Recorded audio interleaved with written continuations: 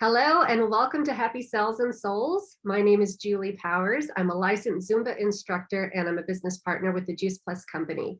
My missions in life are to help people understand that life is better when they're dancing through it and to inspire healthy living around the world. But my expanded mission is to create better health at the cellular level and more joy at the cellular level, because we only get one body while we're here on earth, and so we have to take care of it.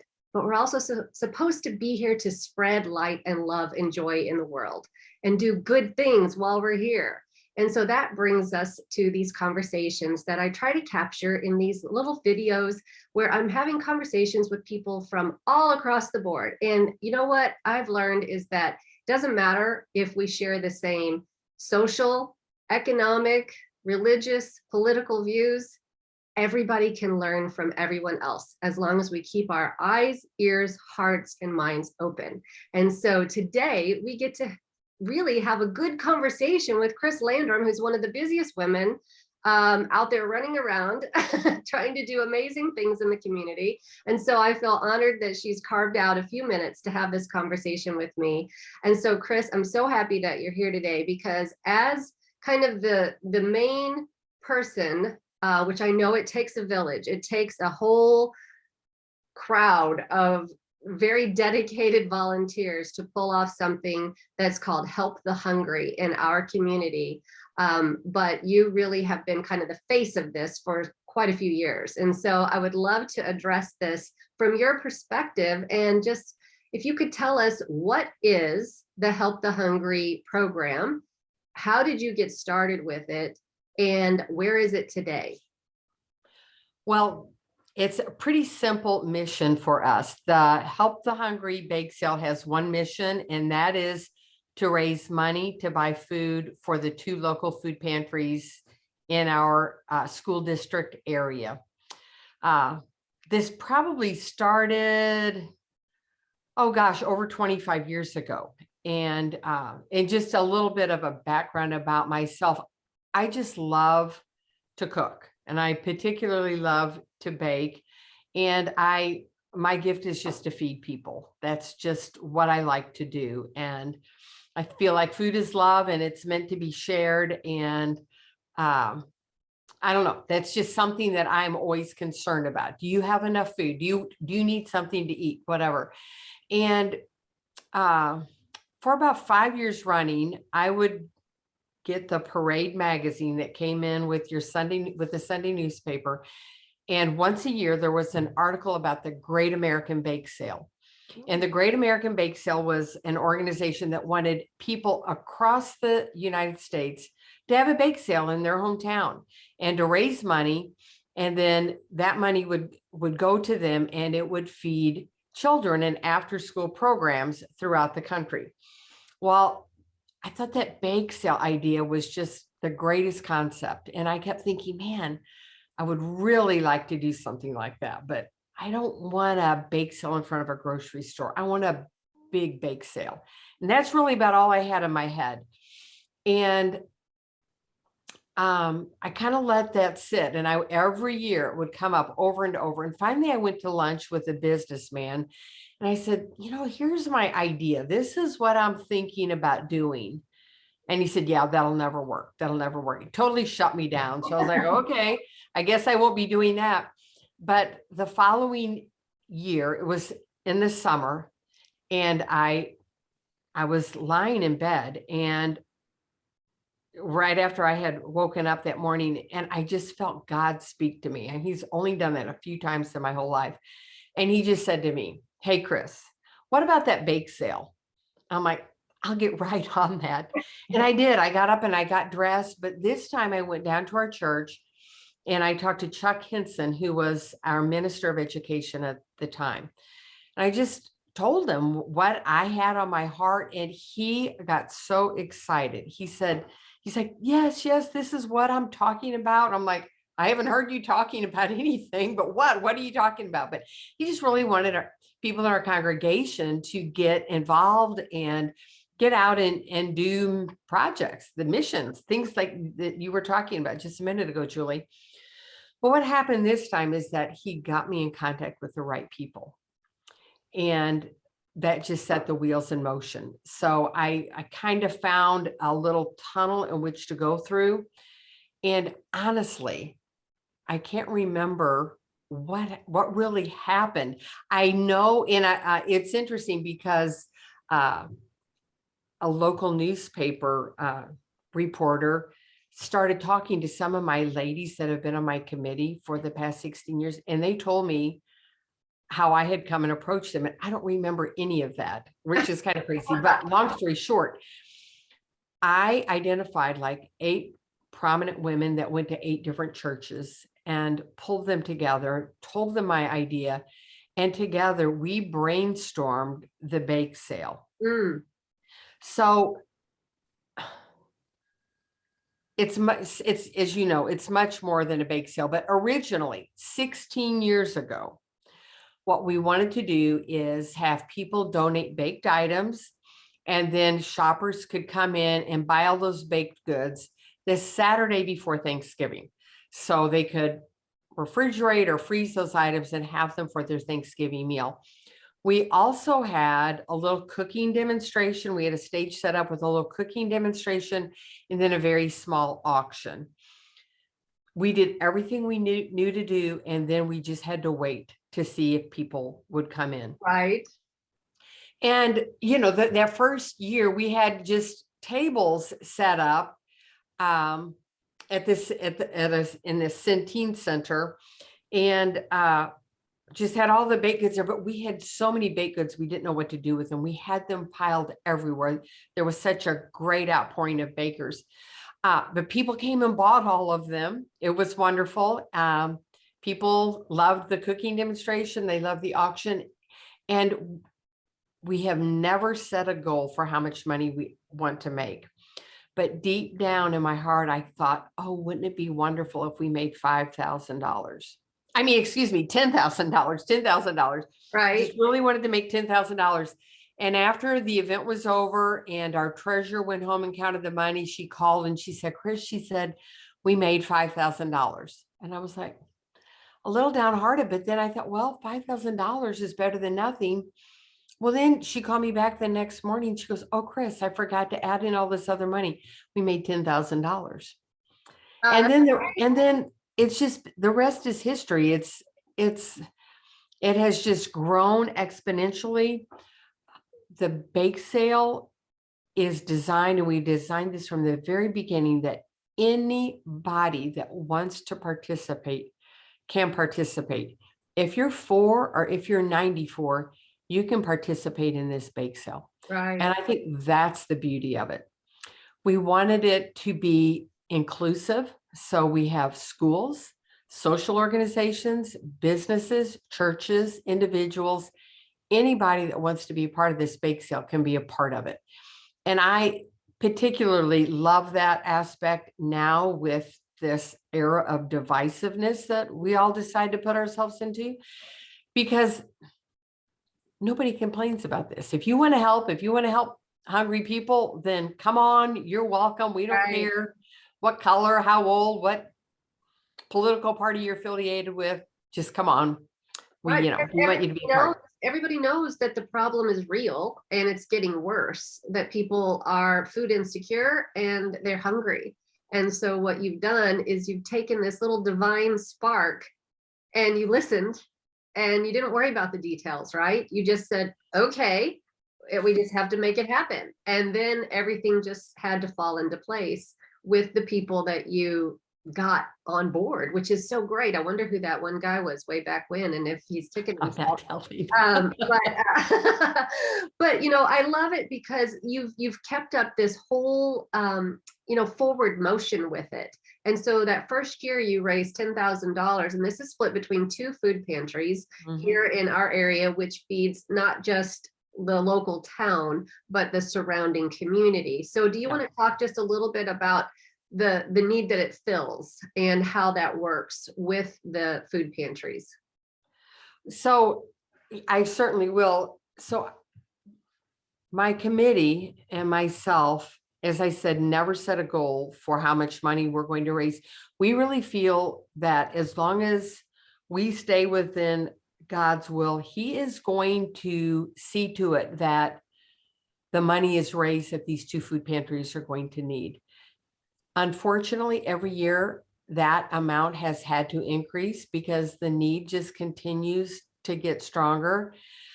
And this year, when we raised the money that we did, we were flabbergasted at the amount, but then on the other hand, we really weren't surprised with the increase in food prices and just the job market. And I don't know what's going on out there, but we just knew that the need was going to be great. And that's what happened. We raised more money than we ever have before.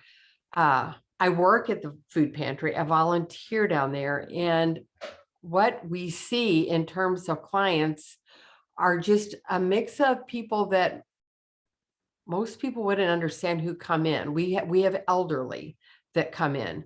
We have working families, people that are working, but just still do not have enough money to stretch their dollars to buy food. We have a lot of clients with mental health issues.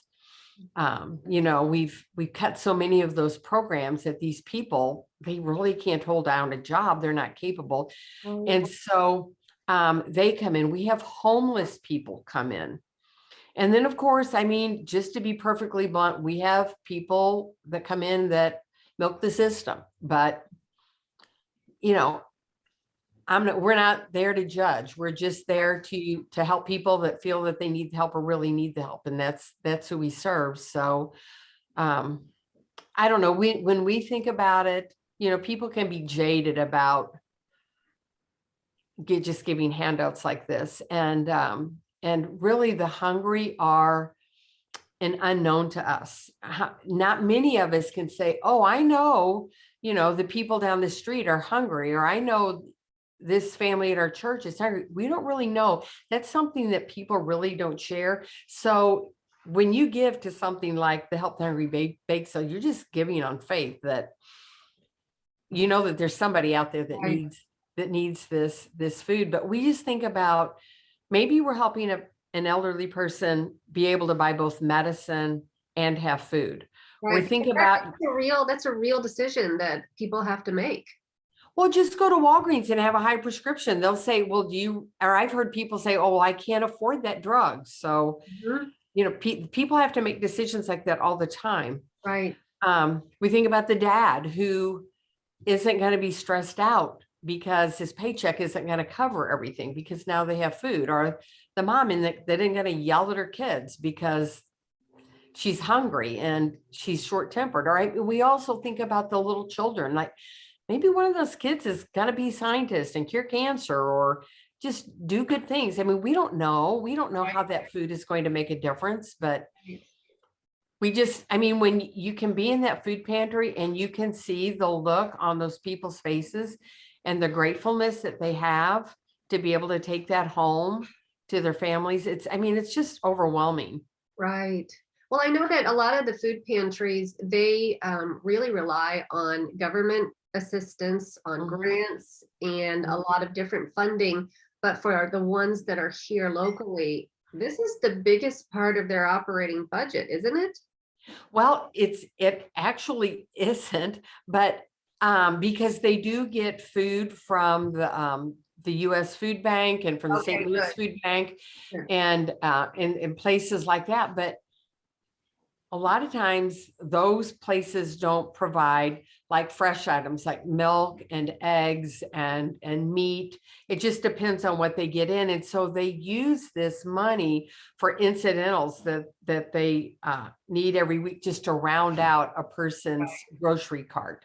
And when you think about it, the food pantry where I work is now seeing like 400 to 500 families a month. And so this year we made $137,000. They're going to get less than $40,000, and they have to make that money stretch the whole year. I didn't do that math right. That's not right. $70,000, $170,000. Right. But that seems like a sizable amount of money, and they are great. When you're dealing with 400 or 500 families a month. Yeah. And some of them are single families, but some of them have 7, and Right. Yeah.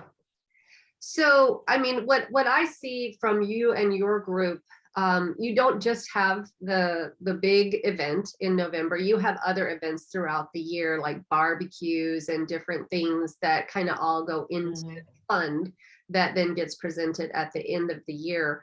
Um, but really, it's a matter of all of us. All of us have to look at our communities and go, okay, there's a need. Do I feel drawn to helping with filling that need? And how can I do that? And everybody has a gift, everybody has something that they can give. And with this particular event, for something that is so basic, we need shelter, we need food. I Mhm. mean, those are two really, really necessary Mhm. things for every human, right? Yeah. And so Yeah. you guys are helping to wrap around like an outline for people to help. But there's so many pieces of the puzzle that literally, like you said, from 4 to 94, there's a place for everybody.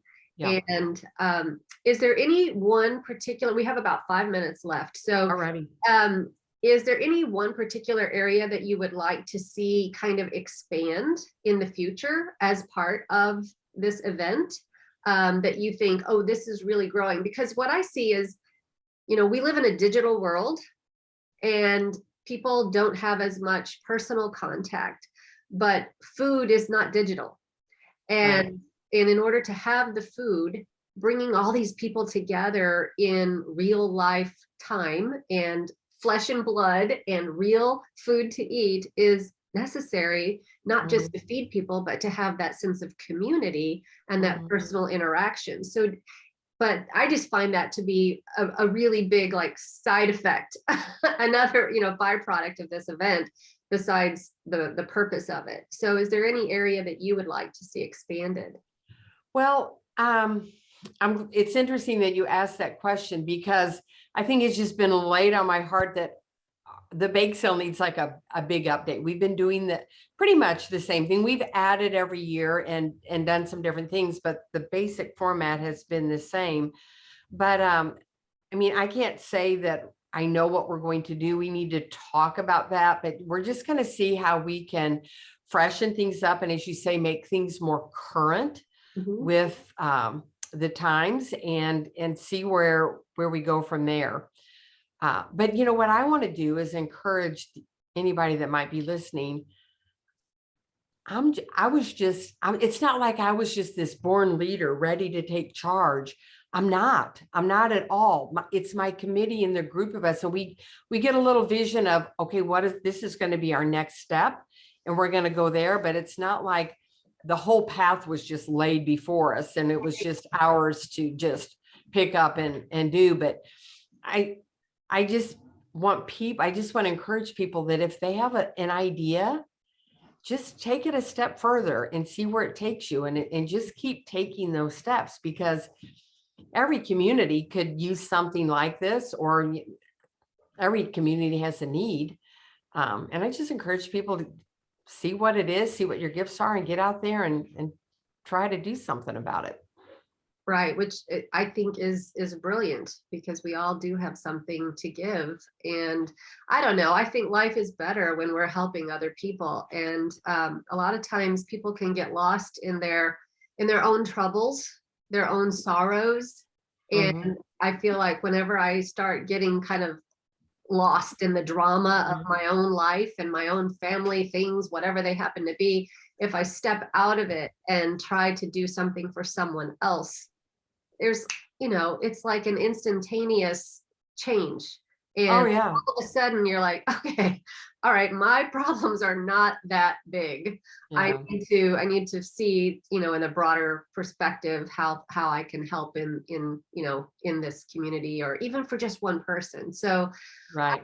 I do appreciate so much is if somebody missed the big event this past few weeks ago, then I'm sure that the food pantries would continue to accept ongoing gifts, whether they dropped food items off or donations off directly at those places. But if they want to donate directly to Help the Hungry, so that Help the Hungry can then put that towards the big amount that gets donated, what do you suggest?